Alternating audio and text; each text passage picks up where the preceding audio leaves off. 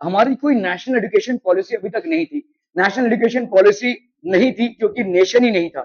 तो धीरे धीरे सब लीडर्स लोग ये सोचने लगे कि once we get freedom tomorrow और day after tomorrow we are going to get our freedom from the Britishers, then how will we incorporate the education system. क्योंकि एजुकेशन सिस्टम अगर हमारा स्ट्रांग होगा तो हमारी रैशनल थिंकिंग इवॉल्व होगी, scientific thinking evolve होगी, और तब जाकर हम एक मजबूत राष्ट्र का निर्माण कर पाएंगे। ठीक है।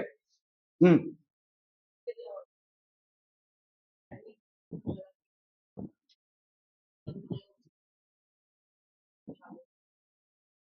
देखो, तुम्हारे लिए बोलना आज आसान है कि पहले से क्यों नहीं सोचा। ठीक है। पहले से क्यों नहीं सोचा, तुम्हारे लिए बोलना आसान है क्योंकि तुम एक स्कूल जा रहे हो, तुम एक सीबीएसई करिकुलम में हो। ठीक है। तुम्हारे स्कूल में पढ़ाई होती हो या ना होती हो, तुम पढ़ाई करते हो या ना करते हो, ये सेकेंडरी है। लेकिन कम से कम एक सिस्टम तो है। जैसे आज से कम 12-15 साल पहले जब मैं कामोटे आया था, तब सिर्फ एक स्कूल था, वो जो हमारा इधर फैक्ट्री है ना, उधर जाते समय जो क्या एमयूएम जो स्कूल है, वो वाला स्कूल ही था, और कोई स्कूल नहीं था। तो उस टाइम पे अगर मेरे बच्चे को एडमिशन कराना हो और कोई नजदीक का स्कूल चाहिए तो मेरे पास वही ऑप्शन था। ठीक है। आज मेरे पास ऑप्शन है भाई साहब, एनएचपीएस में डालना है, एमएनआर में डालना है, या डीएसपी में डालना है। I have got options today, but at that point of time I didn't have any options. ठीक है। तो आपके ऑप्शंस या आपकी थिंकिंग तब खुलती है जब आप एक्चुअली आपको ऑप्शंस मिलते हैं। When you get options, then you start thinking about it. ठीक है। जब तक ऑप्शंस मिले नहीं तब तक आप कैसे सोचेंगे। आज के लिए आपको बोलना आसान है, ठीक है, today it is very easy for you to say कि तब क्यों नहीं सोचा। अरे सोचने के लिए भी तो ऑप्शन चाहिए ना। जैसे आज एक पेरेंट सोच सकता है कि भाई साहब कौन से स्कूल में मैं एडमिशन दूं, क्योंकि आपके पास ऑप्शन है। उस टाइम पे तो आप ऑप्शन लेस है ना। ठीक है। एक स्कूल हुआ करता था जो कलमबुली में है, सुधागढ़, और बहुत सारे गांव वाले लोगों ने वहां से ही पढ़ा है। वही एक ऑप्शन था। मतलब all the way from Kamothe to सुधा Kalamboli you have to go in order to study in that school. तो ऑप्शन लेस है यार। जब आपके पास ऑप्शन नहीं है तब आप सोचेंगे क्या, आपके पास सोचने का ही ऑप्शन नहीं है। ठीक है। तो वैसे वैसा है। आज की तारीख में आप बोल सकते हैं पहले से क्यों नहीं सोचा था, क्योंकि आज की तारीख में आपको जो सुख सुविधाएं मिल रही हैं उस टाइम पे नहीं थी। इसीलिए आप सोच सकते हैं। आज से 100 साल बाद कोई आपको इल्जाम देगा कि यार तब तुमने क्यों नहीं सोचा। अरे भाई हमारे पास जो ऑप्शन थे उस हिसाब से हम सोचेंगे ना। ठीक है। तो ये कहना आसान है कि यार राष्ट्र निर्माण करने के पहले सोचो ना, एजुकेशन पॉलिसी होनी चाहिए, या एजुकेशन एक सिस्टम में चलना चाहिए। लेकिन राष्ट्र ही नहीं बना है, सब लोग आपस में लड़ झगड़ रहे हैं। लेकिन किसी तरह से कुछ लोगों को इकट्ठा करके हम नेशनल मूवमेंट करा रहे हैं, फिर जाकर भाई साहब हम अपनी इंडिपेंडेंस की मांग कर रहे हैं। ये सारा चल रहा है, और उसमें हम नॉन कॉपरेशन में भी आ रहे हैं। गांधी जी बोल रहे हैं कि भाई साहब जितने भी फॉरेन स्कूल्स हैं उनका बॉयकॉट करो। ठीक है। तो ये सारी चीजें हो रही है एक साथ। तो इस अफला तफली में इंसान कैसे ही सोचेगा, क्योंकि ये सारी जो चीजें हैं ना भाई साहब, ये देखो, अगर आपको मार धाड़ में उतरना है, समझ लीजिए किसी दुश्मन का आक्रमण हो गया है, तो आपको भाई साहब अपनी आर्मी उतारनी है। It requires military strategics. वहां पे भाई साहब आप इत्मीनान से नहीं सोच सकते। आपको वॉरफेयर टेक्निक्स आनी चाहिए। आपको भाई साहब अफला तफली का माहौल है, किसको मारना है, किसको काटना है, कैसे जीतना है, कैसे हार, ये सारी स्ट्रेटेजी बन जाती है।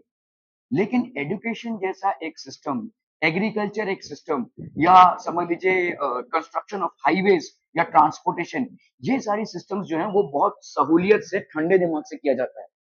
ये कोई वॉरफेयर नहीं है। ये कोई लड़ाई नहीं है कि आपने जीत लिया तो ठीक है वरना हार गए। ये ऐसा नहीं है। ठीक है। देर इज मतलब एक बहुत स्लो सिस्टम है ये। आपको रिजल्ट बहुत बाद में मिलेगा। 2 दिन की लड़ाई में आप बोल सकते हैं कि कौन जीत रहा है कौन हार रहा है।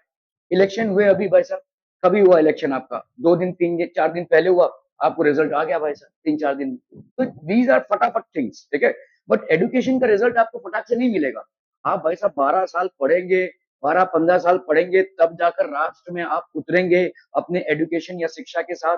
तब आप एक राष्ट्र को इतना प्रोडक्टिव बनाते हैं। ये सारी चीजें भाई साहब तब निर्णय करेंगी। तो इसीलिए ये सारी चीजें बहुत इत्मीनान से होती हैं। इसके लिए काफी पेशेंस लेवल थिंकिंग चाहिए। अफला तफली के माहौल में, या मतलब हमको इंडिपेंडेंस चाहिए, हम इंडिपेंडेंस की मांग कर रहे हैं, इधर उधर भाई साहब प्रोटेस्ट हो रहे हैं, पुलिस के साथ भिड़ रहे हैं, कहीं पे गोली चल रही है, ये सारे अफला तफली के माहौल में आप, और हिंदू मुस्लिम राइट्स भी हो रहे हैं। तो इन सब माहौल में एजुकेशन के बारे में इत्मीनान से ठंडे दिमाग से सोचना अपने आप में एक बहुत बड़ा चैलेंज है। आज की तारीख में, आज के संदर्भ में बोल सकते हैं आप, लेकिन उस टाइम पे ऐसा नहीं बोल सकते। ठीक है। Okay. So this system of national education would be radically different from that setup by the British. A class in progress in Shantiniketan. ये शांति निकेतन जो इंस्टीट्यूट है, ये रविंद्रनाथ टैगोर ने सेटअप किया था 1930s। Notice the surroundings of तो उनका भाई साहब ये रविंद्रनाथ टैगोर है, देखो उन्होंने शांति निकेतन की स्थापना की थी। एक ओपन स्कूल है, आज भी है, वेस्ट बंगाल में है ये, ठीक है। और इसमें भाई साहब क्लासें ऐसे बंद कमरों में नहीं होती है, ऐसे खुले वातावरण में होती है, ठीक है। So in forest and all, a class in progress in Shantiniketan in the 1930s। Notice the surroundings, the trees and the open spaces. यहाँ पे ट्रीज है, ओपन स्पेसेस हैं, जहाँ पे भाई साहब शिक्षा दी जाती थी, ठीक है। और मतलब खुले दिमाग से विचार करने की, मतलब जो भी आपका क्वेश्चन है पुट इट अक्रॉस, तो ये सारे उस टाइम पे होते थे, ठीक है। शांति निकेतन एक बहुत बड़ा रेवोल्यूशनरी मूवमेंट था that was initiated by sir Rabindranath Tagore, ठीक है। Rabindranath Tagore basically revolutionised the education by opening up open schooling. Open schooling थी ये। ओपन स्कूलिंग मतलब इसमें आपके एज के हिसाब से कोई रेस्ट्रिक्शन नहीं था। आप अगर भाई साहब किसी स्टैंडर्ड में एडमिशन लेना चाहते थे, you can go ahead and take it. Age was not a criteria. अभी भी बहुत सारे ओपन स्कूल्स हैं, जैसे यशवंत राव चौहान आपके महाराष्ट्र में एक ओपन स्कूल है, IGNOU which is basically new Delhi. तो आज की तारीख में ये सब ओपन स्कूल्स बने हैं, क्योंकि बहुत सारे लोगों को अपनी उम्र में अ, मौका नहीं मिला एजुकेशन को परस्यू करने का। तो ये क्या बाद में कर सकते हैं? तो हाँ, कर सकते हैं। हो सकता है किसी को मौका ना मिला हो 12th करने का, हो सकता है किसी को मौका ना मिला हो बीएससी या बीकॉम करने का, तो वो क्या फिर से पढ़ाई कर सकते हैं और डिग्री हासिल कर सकते हैं? ये स्वीकार, ठीक है। तो आपके एजुकेशन को प्राप्त करने के लिए कोई मिनिमम एज का रिक्वायरमेंट नहीं है, ठीक है, इन सब जगहों पे। जैसे बाकी स्कूलों में या बाकी इंस्टीट्यूट्स में आपके वैसा एक रिक्वायरमेंट है, but in these places there is no requirement, ठीक है, एजुकेशन को पूरा करने के लिए। There is no age requirement, you can apply at any point of time and complete your education. और बहुत सारे लोग कर भी रहे हैं, कॉरेस्पॉन्डेंस से कर रहे हैं। समझ लो अगर मैं जॉब कर रहा हूँ और मैं एजुकेटेड नहीं हूँ, ठीक है, let's say I have not completed my 10th, could I complete my 10th standard? Yes, you can enroll yourself and you can complete your 10th standard from these places, ठीक है। आपको भाई साहब वो स्टडी मटेरियल आ जाएगा आपके घर पे, आप पढ़ के या आप कोई प्राइवेट क्लास अटेंड करके, या इनके भी सेंटर्स होते हैं, स्टडी सेंटर्स होते हैं, वहां पर अपने आप को एनरोल करके आप बेसिकली अपना एजुकेशन कंप्लीट कर सकते हैं। These are open schools. और पहला open school sir Rabindranath Tagore ने स्थापित किया था, आज भी वो चल रहा है, इसको शांति निकेतन बोलते हैं, ठीक है। ज्यादा करके यहाँ पे आर्ट्स पढ़ाया जाता है, फाइन आर्ट्स पढ़ाया जाता है, but Shanti Niketan is one of the premiere institutes of art, ठीक है। जैसे अगर आप मुंबई में देखोगे, one of the premiere institutes of art is JJ college which is located in Mumbai. आपके जैसे आप मुंबई वीटी से निकलेंगे ना, तो बड़ा सा कॉलेज है, मतलब विक्टोरिया टर्मिनस से या सीएसटी छत्रपति शिवाजी टर्मिनस से जैसे आप उतरेंगे, बड़ा सा कॉलेज दिखेगा। मतलब वहां से जो लोग निकलते हैं ना, वो लोग भाई साहब बहुत बड़े पोस्ट में जाते हैं, ज्यादा करके, ठीक है। एडवर्टाइजिंग की दुनिया में, पब्लिसिटी की दुनिया में, they have a very fine taste for art, music. नहीं, मेडिकल कॉलेज नहीं, वो आर्ट कॉलेज है, जेजे कॉलेज ऑफ आर्ट है, ठीक है। It is only for art. Arts के कॉलेज बहुत कम है, ठीक है।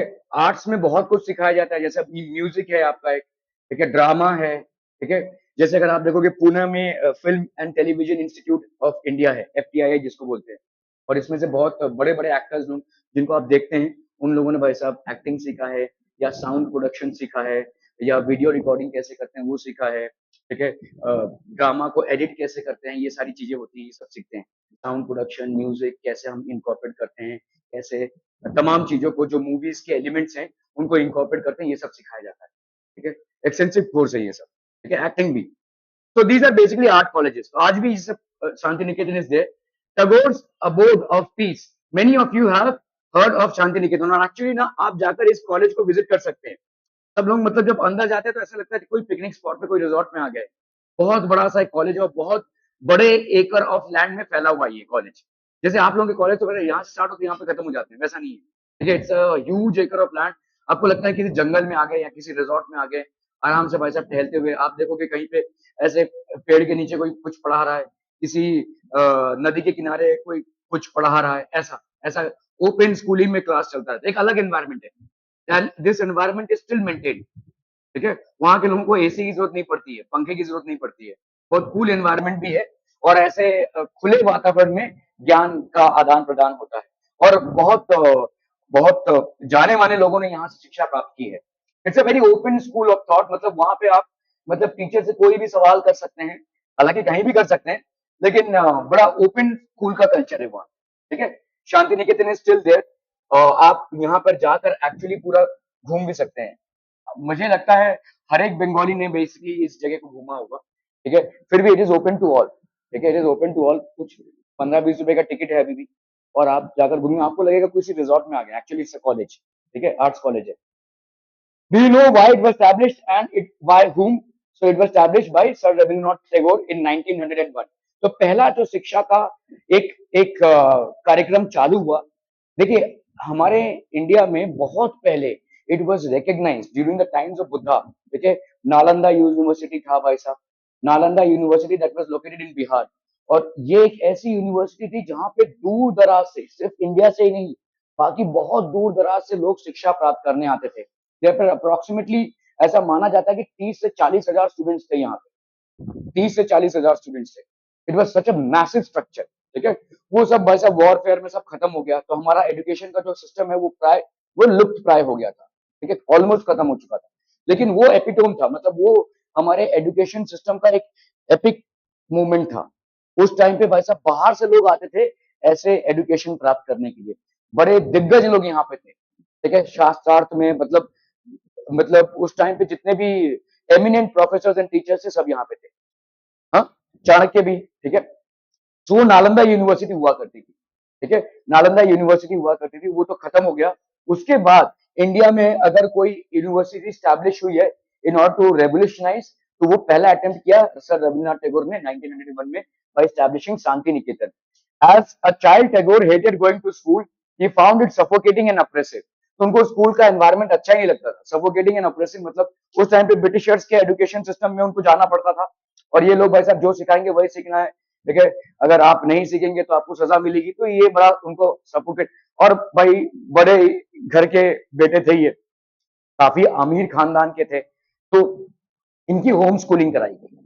होम स्कूलिंग कराई गई मतलब लोग यहाँ पे इनको आकर पढ़ाते थे, इनके पापा के पास बहुत बेशुमार पैसा था, ठीक है। So he was put into home schooling, so people from different और other teachers used to come and teach him at his home, ठीक है।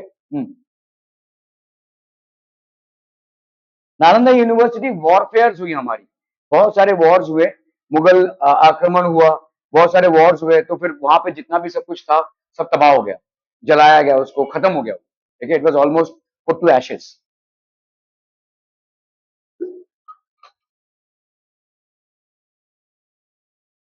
हाँ, क्या क्या? नहीं नहीं नहीं, कोई हिंदू कल्चर नहीं था। देखो टैगोर जो थे ना वो ब्राह्मो समाज के थे।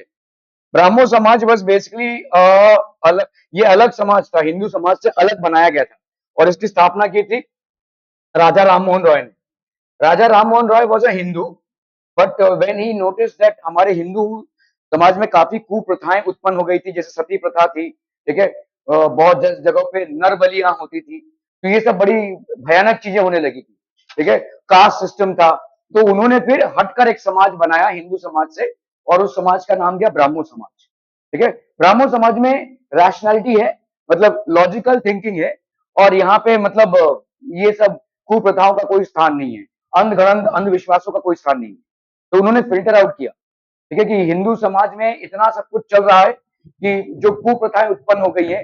अभी देखो कोई भी, मतलब ऐसा हिंदू समाज में नहीं था, लेकिन लोगों ने ये सब बना दिया, कास्ट सिस्टम बना दिया, फिर जबरदस्ती किसी विधवा को उसके जलती हुई स्वामी के चिता पे जला दिया जाए, ऐसे कुप्रथाएं आ गई, ठीक है। तो इनको उन्होंने बोला कि यार इससे हम डेविएट होकर एक दूसरा समाज बनाते हैं जिसका नाम है ब्राह्मो समाज, ठीक है।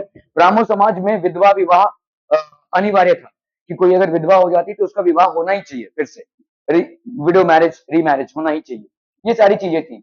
और ब्राह्मो समाज को अपनाया रविंद्रनाथ टैगोर ने, इन्होंने ब्राह्मो समाज को अपनाया, ठीक है, he became a part of the Brahmo Samaj. तो ये हिंदू कोई कॉलेज नहीं था, anybody can actually go ahead and take an admission in Shantiniketan, anybody irrespective of caste colour creed anything. हाँ, नालंदा में बहुत सारी चीजें थी, नालंदा में बुद्धिस्ट भी था, हिंदुइज्म भी थी, अरेबिक पर्शियन भी होता था, बहुत सारी चीजें थी। नालंदा वॉज अ, मतलब आज तक इतना बड़ा लेवल पे शायद हम कभी ना जा पाए। Nalanda was a different thing all together.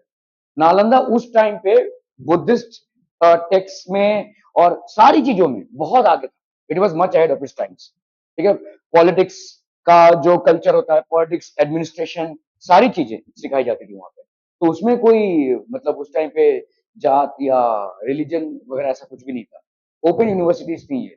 उसमें सिर्फ लर्निंग था और लोग बहुत दूर दूर से वहां से चीजों को सीखने आते थे। ठीक है, सो नालंदा वाज एब्सोल्युटली डिफरेंट। पूरा डिफरेंट ही था वो ऐसा वो। ठीक है? The school appeared like a prison to Rabindranath Tagore, for he could never do what he felt like doing. So while other children listened to the teacher, Tagore's mind would wander away. ये भाई साहब चंचल थे, ठीक है? The experience of his school days in Calcutta shaped Tagore's idea of education. On growing up, he wanted to set up a school where the child was happy. खुशी खुशी पढ़ने जाए लोग, ठीक है? अक्सर लोग जो है वो बड़े मायूस तरीके से एडुकेशन की जगहों पे जाते हैं, ठीक है? सो खुशी खुशी पढ़ने जाए, where she could be free and creative, where she was able to explore her own thoughts and desires. ठीक है, मतलब सारे थॉट्स एंड डिजायर्स की चर्चा कर सके ओपनली, शिक्षा को प्राप्त भी कर सके, ऐसा कुछ environment Rabindranath Tagore wanted. Tagore felt that childhood ought to be a time of self learning. Self learning, ठीक है, it should be outside the rigid and restricting discipline of the schooling system set up by the British. तो ऐसा नहीं था कि Britishers के against थे, मतलब इन टर्म्स ऑफ एजुकेशन, लेकिन टैगोर मानते थे कि भाई ये ऐसे बंद कमरों में बहुत स्ट्रिक्ट डिसिप्लिन से एजुकेशन अगर दिया जा रहा है तो जितने भी बच्चे होंगे वो एजुकेशन को फ्रेंडली एस्पेक्ट से नहीं लेंगे। किसी चीज को अगर हमें जबरदस्ती करवाई जाए तो ऑब्वियसली हम उसको फ्री माइंड में एक्सेप्ट ही नहीं करेंगे। There will always be a resistance. तो क्यों ना एक ऐसा एनवायरनमेंट इनको दिया जाए जो एनवायरनमेंट खुले माहौल में हो और फिर उनको मतलब एक स्कूल में जाने की एक इच्छा उमड़े, ठीक है, ना कि वही यार रोज बंद कैदियों की तरह बैठे रहो और फिर ठीक है वही करो जो वो बोल रहे हैं, ठीक है, इस तरीके की सिस्टम के अगेंस्ट। और ऐसा आइडिया रविन्द्रनाथ टैगोर को छोटे से ही आ रहा था। Finally established in 1901 Shanti Niketan, ठीक है। Teachers had to be imaginative, ठीक है, they have to be imaginative, they have to understand the child, ठीक है, they have to understand the child, help the child develop her curiosity। तो curiosity को develop करना जरूरी है किसी भी टीचर को, ठीक है। According to Tagore, the existing schools kill the natural desire of the child to be creative, her sense of wonder। Creativeness को मार रहा था, ठीक है। जो आपका मॉडर्न सिस्टम ऑफ स्कूलिंग था under the British school, it was actually creating और rather killing all creative ideas, ठीक है। जो बच्चों में क्रिएटिव आइडिया है उसका कत्ल हो रहा था, ऐसा उनका मानना था। Wonder, creative ideas. Tagore was of the view that creative learning could be encouraged only with in a natural environment. और इसीलिए उन्होंने शांति निकेतन की स्थापना ऐसी की कि सारे क्लासेस जो है तो ओपन किसी पेड़ के नीचे ऐसा होता था। ऐसा नहीं कि वहां पे क्लासेस नहीं है, ठीक है, इट्स जस्ट दैट ओपन ऐसे कल्चर में होता था ताकि स्टूडेंट्स अपने आप को फ्री महसूस करें, ठीक है। So he chose to set up his school 100 kilometers away from Calcutta in a rural setting, ठीक है। कैलकाटा जो एकदम शहर था उससे 100 किलोमीटर दूर है ये शांति निकेतन। एक ग्रामीण जगह पे इन्होंने इस स्कूल का निर्माण किया, शांति निकेतन का, ठीक है। He saw it as an abode of peace, Shanti Niketan, इसीलिए बोलते हैं ना शांति मीन्स पीस, निकेतन मतलब जहां पे निवास, ठीक है। Where living in harmony with nature, children would cultivate their natural creativity, ठीक है, children would cultivate their natural creativity। In many senses, Tagore and Mahatma Gandhi thought about education in similar ways। और ऐसा महात्मा गांधी भी मानते थे कि हाँ यार ये सही है, ठीक है, कि इस तरह से एजुकेशन दे जाना चाहिए। महात्मा गांधी का कहना था कि एजुकेशन को हम सिर्फ पढ़ाई लिखाई तक ही सीमित ना रखें, साथ ही साथ लोगों को कल जब वो जॉब मार्केट में उतरे या अपना कोई व्यवसाय खोलें तो they should be equipped with skill sets, ठीक है, उनको वो स्किल सेट्स भी आने चाहिए। किताबी पढ़ाई से पेट नहीं भरता है, ठीक है। हाँ, ऐसा नहीं है कि किताबी पढ़ाई बेकार है, लेकिन किताबी पढ़ाई के साथ साथ स्किल सेट होना भी जरूरी है। जैसे किसी ने पीएचडी कर रखा है लेकिन कंप्यूटर चलाना नहीं आता तो वो नहीं चल पाएगा, आज के जमाने में तो नहीं चल पाएगा, ठीक है। So that is the mind that was involve, okay. There were, however, differences too, कुछ differences इनमें थे। Gandhi ji was highly critical of Western civilization and its worship of machines and technology। तो Gandhi ji was against machines and technology। हालांकि ये सही approach मेरे हिसाब से भी नहीं था। कुछ चीजें होती हैं सही, कुछ चीजें नहीं होती हैं। आपकी विचारधाराओं में कुछ चीजें सही, क्योंकि देखिए गांधी का क्या मानना था कि हमारे भारत का पॉपुलेशन इतना है कि अगर हमने मशीन्स और टेक्नोलॉजी को इनकरेज किया तो लोग अनएम्प्लॉयड हो जाएंगे। और कुछ हद तक ये सही था। जैसे एक फार्मिंग में 50 लोग इन्वॉल्व हैं, आपने ट्रैक्टर उतार दिया, एक दिन में वैसे 50 लोगों की छुट्टी हो जाएगी, जरूरत नहीं है अभी। ठीक है, so that is what Gandhi believed in, कि हमारे भारत में अभी भी गरीब वर्ग इतना ज्यादा है कि अभी भी हम प्राइमरी एक्टिविटी से जुड़े हुए हैं, और प्राइमरी एक्टिविटी को आप अगर मैकेनाइज बनाएंगे, टेक्नोलॉजिकल इन्फ्लुएंस लाएंगे, तो अनएम्प्लॉयमेंट बढ़ेगा। ये लोग करेंगे क्या? What will they do? ठीक है, जो अपने हिसाब से सही था। ठीक है, लेकिन इस इस मुद्दे को अगर हम देखेंगे कि भाई फिर तो मशीन और टेक्नोलॉजी ला नहीं पाएंगे, तो हमारे को और भी बहुत सारा ड्रॉबैक्स है। अगर हम मशीन और टेक्नोलॉजी को नहीं लाते हैं, तो बाकी के कंट्रीज मशीन और टेक्नोलॉजी को लाकर उसका फायदा उठाकर जल्दी अपने प्रोडक्ट्स मार्केट में उतारेंगे, और हमारे प्रोडक्ट्स पे उतरते उतरते उन सब का प्रोडक्ट्स बिक जाएगा। समझ में आ रहा है? एक कंपनी ए है लेट्स से, और एक कंपनी बी है। ये कंपनी बी है जो ह्यूमन लेबर करती है, ये मशीन्स और टेक्नोलॉजी अडॉप्ट नहीं करती है। ये कंपनी बी भाई साहब मशीन एंड टेक्नोलॉजी अडॉप्ट करती है, ह्यूमन लेबर का इसका उतना रिक्वायरमेंट नहीं है। क्या होगा भाई साहब? तो ऑब्वियसली भाई साहब मशीन एंड टेक्नोलॉजी से प्रोडक्ट जल्दी ज्यादा उतरेंगे, तो मार्केट में ये अपने प्रोडक्ट्स फटाफट लॉन्च करवाएगा, इसको मार्केट में आने में टाइम लगेगा, तब तक कस्टमर भाई साहब इसका प्रोडक्ट लेकर चले जाएंगे। कस्टमर का रिक्वायरमेंट पूरा हो गया, अभी इसके प्रोडक्ट्स अगर मार्केट में उतरेंगे भी, तो भी बाय कौन करेगा? तो ये सारे तमाम चैलेंजेस हैं। ठीक है, so Gandhi ji was against machines and technology, however that was also the need of the hour. What we have to think is कि कैसे machines और technology को incorporate करते हुए हम उनका फायदा उठा पाए। आज की तारीख में India is one of the leading producers of software developers. तो सॉफ्टवेयर डेवलपर आप तभी हो सकते हैं ना जब आपको कंप्यूटर का बहुत अच्छा नॉलेज हो। तो क्या कंप्यूटर के आने से हमारा अनएम्प्लॉयमेंट बढ़ा है या घटा है?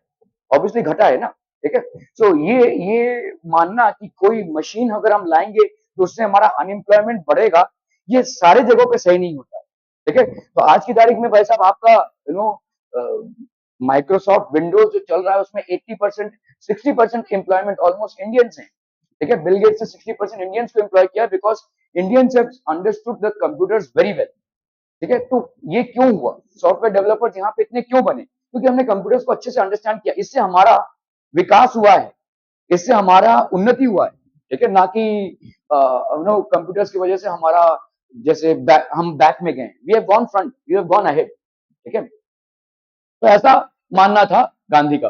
Tagore wanted to combine elements of modern western civilisation with what he saw as the best within Indian tradition. तो मॉडर्न वेस्टर्न सिविलाइजेशन और इंडियन ट्रेडिशन को इन्होंने भाई साहब कंबाइन किया। ठीक है, तो इन्होंने ये मॉडर्न वेस्टर्न सिविलाइजेशन के अगेंस्ट में नहीं थे। इनफैक्ट ये इनका ये मानना था कि जितने भी आपके साइंटिफिक और टेक्नोलॉजिकल प्रोडक्ट्स हैं, they can be very well incorporated with the Indian tradition. ठीक है, he emphasized the need to teach science and technology at Shantiniketan along with art, music and art. Okay? So he emphasized the need to teach science and technology at Shantiniketan along with art, music, ठीक है, and art मतलब art मतलब यहाँ पे painting वगैरह करना। ठीक है, तो साइंस और टेक्नोलॉजी भी सिखाएंगे along with art, ताकि आपका जो रैशनल है वो भी डेवलप होता रहे, और साथ ही साथ आपका जो आर्टिस्ट होने का वो है, क्रिएटिव होने का वो है, वो भी डेवलप होता रहे। तो साइंस एंड क्रिएटिविटी दोनों को इन्होंने इनकरेज किया। मेनी इंडिविजुअल्स एंड थिंकर्स वर दस thinking about the way a national education system could be fashion. तो गांधी भी सोच रहे थे, टैगोर भी सोच रहे थे, सब लोग नेशनल एजुकेशन सिस्टम के बारे में सोच रहे थे। हालांकि सोच में थोड़ा बहुत पार्थक्य था, लेकिन everybody was finally starting to think in a direction of setting up a national system of education. ठीक है, some wanted changes within the system set up by the British. They felt that the system could be extended so as to include wider sections of people. ठीक है, so as to include wider sections of people, ज्यादा से ज्यादा लोगों को हम शामिल करवा पाए. Others urged that alternative systems be created so that people were educated into a culture that was truly national. Who was to define what was truly national? ठीक है, truly national क्या होता है? The debate about what is national, what this nationalization ought to be continued till after independence. Independence के बाद भी ये debate चलता रहा।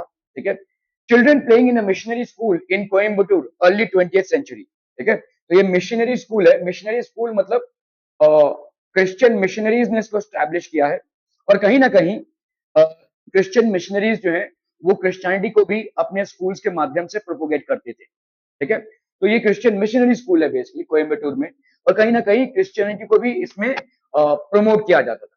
दे यूज्ड टू प्रमोट क्रिश्चियनिटी। ठीक है, Along with imparting education, they also used to promote Christianity.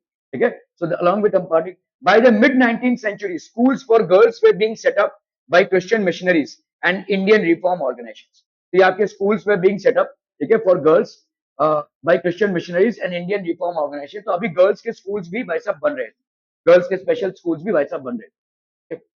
Elsewhere, education was a civilizing mission, okay, until the introduction of Education Act in 1870, where no widespread education for the population as a whole for most of the 19th century.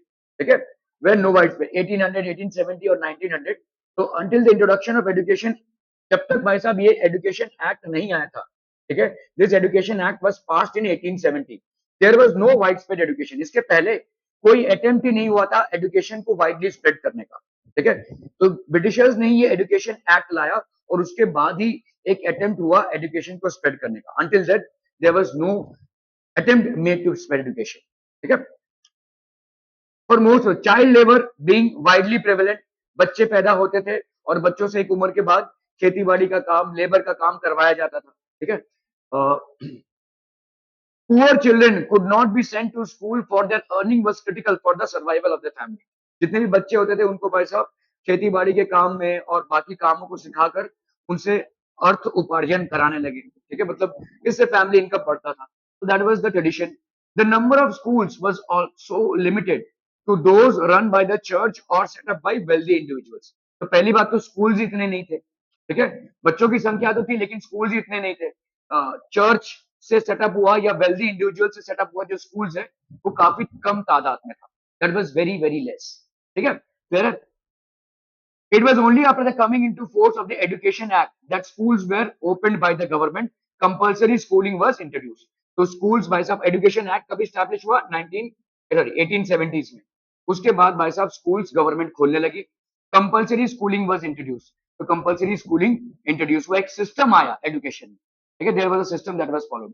One of the most important educational thinkers of the period was Thomas Arnold, who began the headmaster of private school Rugby, ठीक है. ये private school चालू हुआ, favouring a secondary school curriculum which had a detailed study of the Greek and Roman classics written 2000 earlier. He said, ठीक है, इनके हिसाब से भाई साहब, it has always seemed to me one of the great advantage of the course of study generally pursued in our English schools that it draws our minds so continuously to dwell upon the past. History के बारे में इन्होंने लिखा है, ठीक है. Every day we are engaged in studying the languages, the history and the thoughts of men who lived nearly or more than 2000 years ago. Arnold felt that a study of the classics disciplined the mind. तो classics मतलब पहले के जमाने में जो लिखे गए हैं, चाहे वो नॉवेल्स हो, चाहे भाई साहब लिटरेरी वर्क्स हो, चाहे हिस्ट्री हो, इससे भाई साहब माइंड डिसिप्लिन होता है जितना हम पढ़ेंगे. In fact, most educators of the time believed that such a discipline was necessary because young people were naturally savage. ठीक है, तो savage बोला जाता था, मतलब young people को savage क्यों बोला जाता, जंगली टाइप के होते हैं. इनको डिसिप्लिन करने के लिए पढ़ाई बहुत जरूरी होती है. तो अभी तक हमने देखा कि नॉलेज के लिए पढ़ाई जरूरी है, ठीक है. आपके कुप्रथाओं से आप मुक्त हो, इसके लिए भी पढ़ाई जरूरी है. लेकिन साथ ही साथ पढ़ाई का और क्या जरूरी है, वैसे अभी सैवेजरी है, बच्चे लोगों की जिद, बच्चे लोगों का एक दूसरे से झगड़ा करना, बच्चे लोगों का जो भी आपका सैवेजरी है, इससे भी मुक्त होने के लिए पढ़ाई की जरूरत है, ठीक है. So actually education was needed. These young people needed to be controlled, और कंट्रोल के लिए भाई साहब बहुत जरूरी था कि हम उनको एडुकेट करें, ठीक है. So they needed control, hence it was required to become civilised adults. They needed to understand society's notions of right and wrong, जो एजुकेशन से ही आपको मिल सकता है. प्रॉपर बिहेवियर, इम्प्रॉपर बिहेवियर क्या है भाई साहब. Education specially one with discipline their minds was meant to guide them on this path. Can you suggest how such ideas might have influenced thinking about education of the poor in England and of the natives in the colonies? तो ये सब आपका भाई साहब education related था. यहाँ पे Britishers attempt कर रहे हैं कि कैसे पूरे हो गया, ये कैसे पूरे इंडिया को सिविलाइज किया जाए और कैसे इनको एडुकेट किया जाए, ठीक है. सो काफी सारे चेंजेस आए. पहले तो ब्रिटिशर्स आए और ब्रिटिशर्स लोगों ने ही सोचा कि यार कुछ लोग ऐसे थे जो उन्होंने इंडिया में जो वैदिक टेक्स्ट हैं, कुरान है, इन सबको खंगाला और इन सब में बोला कि इस सब में काफी नॉलेज है, ठीक है, क्यों ना इसी को इम्पार्ट किया जाए. दे वर नोन एज ओरिएंटलिस्ट. फिर कुछ और ऐसे हिस्टोरियंस आए या ब्रिटिशर्स आए जिन्होंने बोला कि भाई अगर हम ये लोगों में ये जागरूकता फैलाने लगे कि उनके पास जो है इन टर्म्स ऑफ एजुकेशन वही धरोहर है, तो क्या होगा भाई साहब, इनका कॉन्फिडेंस बढ़ेगा। और अगर इनका कॉन्फिडेंस बढ़ेगा तो ये नेशनल मूवमेंट में योगदान देंगे और हमको ही भगाएंगे यहाँ से। तो let's go the other way round. तो जेम्स मिल को देखा आपने, लॉर्ड मैकॉले को देखा, इन लोगों ने इंडियन ट्रेडिशंस का बहुत खुल्लम तरीके से तिरस्कार किया और बोला कि ये जो एजुकेशन है ये तो मतलब हमको डुबाएगी, ऐसा एजुकेशन है कि ये हमको ऊपर नहीं नीचे लाएगी। Just to break the confidence of Indians so that they cannot contribute to the national movement or the freedom struggle, and so that the Britishers can rule for a longer period of time.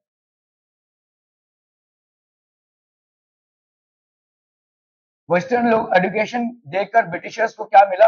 देखो, अगर मैं समझ लो एक class ऐसा है, इसमें 20-25 बच्चे हैं और कोई टीचर नहीं आया है, तो क्या होगा? कोई टीचर नहीं आया या तो मैं अपना काम कर रहा हूँ, तो क्या करोगे तुम लोग? शांत बैठोगे नहीं ना, चिल्लम चिल्ली, मारा मारी, ये सब होगा। होगा, ठीक है। किसी ने किसी को कुछ बोल दिया, किसी ने किसी को कुछ बोल दिया, भाई साहब मारा मारी चालू, चिल्लम चिल्ली, तो पूरा क्या हो जाएगा? अफरा तफरी वाला माहौल हो जाएगा। Right now I am teaching, whether you are paying attention और not, still you are under control, ठीक है। तो ब्रिटिशर्स का भी ऐसा सोचो कि ब्रिटिशर्स आए हैं इंडिया में रूल करने के लिए, रूल करने के लिए नहीं, इनका इनका बेसिक एम है इंडिया को लूटना। और लूटने के लिए अगर ऐसा अफरा तफरी वाला माहौल बना रहेगा तो रूल करना नामुमकिन हो जाएगा। लेकिन हम अगर एजुकेशन का बोझ डालें तो लोग धीरे धीरे यही सोचेंगे ना, यार एजुकेशन दे रहे हैं ये, फिर इनके ही संस्कार में हम वैसा। आप जैसे स्कूल में एंट्री लेते हो, किसी टीचर को गुड मॉर्निंग बोलते हो, ये किसने सिखाया है? टीचर नहीं सिखाया रहेगा ना गुड मॉर्निंग बोलना, ठीक है। ये कल्चर कहाँ से आया? तो इसी तरह से Britishers thought that if we are educating them we can slave them for a longer period of time. समझ में आ रहा है? बड़े धीरे से हम इनके समाज में घुस रहे हैं और इनको बेसिकली मोर और लेस टेम कर रहे हैं। आप अगर कोई कुत्ता पाल लेते हैं, एक रास्ते में वो कुत्ता घूम रहा था, एक छोटा सा पिल्ला, उसको पाल लिया। अभी वो आप बोलेंगे तो बैठ, उठेंगे, बोलेंगे उठ तो, क्योंकि आपने उसको ट्रेनिंग दी है। इसी तरह से ब्रिटिशर्स ने भी यही सोचा ना कि अगर हम इनको एडुकेट करेंगे तो ये हमारे इशारों पे नाचेंगे, हमारे होंगे ही ना भाई साहब। आप देखो, आप किसी स्कूल के टीचर को या प्रिंसिपल को कुछ भी बोल देंगे क्या? नहीं ना, यू रिस्पेक्ट देम। व्हाई? बाहर अरे गहरे कोई भी इंसान से आप भिड़ जाएंगे, लेकिन इनको नहीं बोलेंगे।